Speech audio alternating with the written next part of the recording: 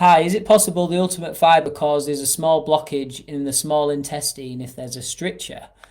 Yeah, great question, Anushka. And yeah, one that's very close to my heart. Obviously, I had all my intestines taken out, checked for leaks, and then put back in when I had a motorbike crash and when I had internal bleeding.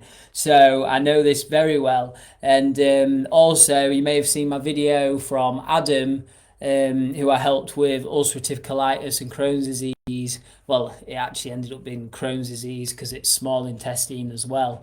And he had exactly what you're saying. He had a stricture in his small intestine. For everyone watching, a stricture is just where the scar tissue builds up on the intestinal wall. So, say this is your intestinal wall, you've got your food and feces in the middle. What happens is you actually build up a scar tissue on the intestinal lining, and this scar tissue builds up. And when it builds up, that's obviously where you get a blockage because the food and feces can't go through because there's so much scar tissue.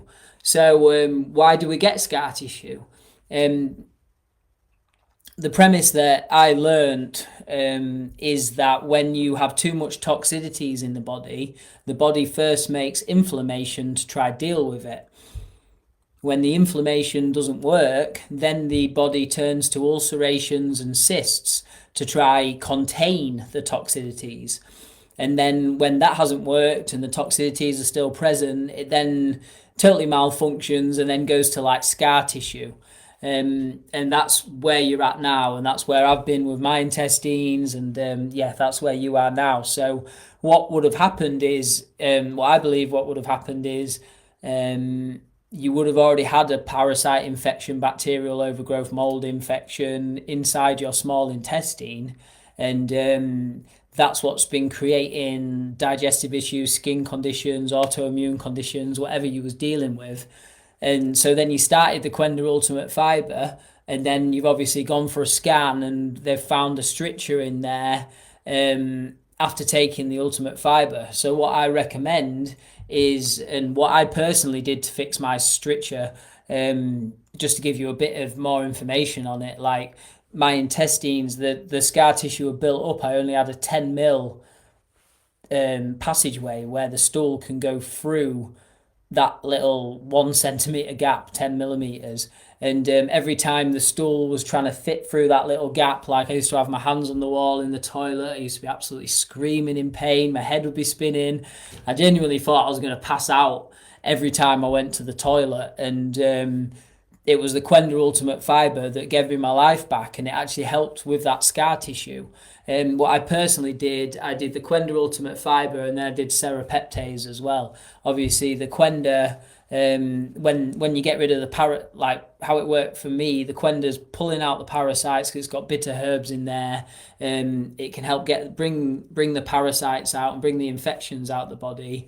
So you no longer have the toxicities that's creating the inflammation, ulceration, cyst, scar tissue process. So once you get rid of the toxicities, you no longer have your body going through this process and making more scar tissue because it's no longer trying to deal with the toxicity. So the Quenda's great at pulling them out. And then also it's got like the three best herbs, in my opinion, for healing a damaged intestinal lining. That's slippery elm, marshmallow root, and licorice root.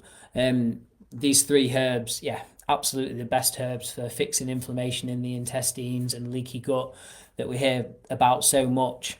And yeah, I also use serapeptase. Depending on what part of the world you are, will depend whether serapeptase have been banned or not. In the UK, it's actually been banned. You can still buy it for your pets, but you can't buy it for human consumption. But then other parts of the world it's absolutely fine, and it's important to know why serapeptase got banned. From my understanding, from the manufacturers, they said that it's actually used in the medical system as a medication. So then it can't also be sold to humans if it's a medication. So yeah, that's why serapeptase went off the market. But I do still personally use it, and that's I use the Qenda Ultimate Fibre. I recommend 7 tubs over 4 months. Follow the protocol at the top of the group, and that will guide you through exactly how to take it. Morning serving, 2 scoops in the morning on the first week, and then morning and evening for week 2 to week 9, and then just morning serving from there on out. But that's what I recommend. So yeah, I don't think Qenda gives you strictures in the small intestine. That would be terrible, and I definitely would not be promoting that. I believe it helps fix it, because I've been through it myself, and as you may have seen from Adam's video, he did exactly the same thing.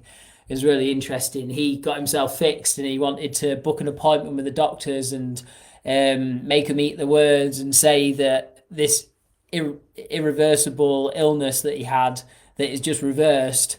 He wanted to show him it was possible. I was like, that's just your ego, mate. You don't need to talk to the doctors. But he was very adamant that he needed to do it for his own peace of mind. And yeah, the doctors said they'd never seen anything like that. So just know the doctors that are cutting stuff out are the same people that have never seen people heal or reverse their symptoms naturally. So I think it's important to know that when people say, what does the doctor say? Like, doctors aren't paid to fix people naturally. They can only give you specific medications, and then when they don't work, they have to give you surgeries. That's sort of how the system works. That's how I understood it, and that's why I chose to do it a different way.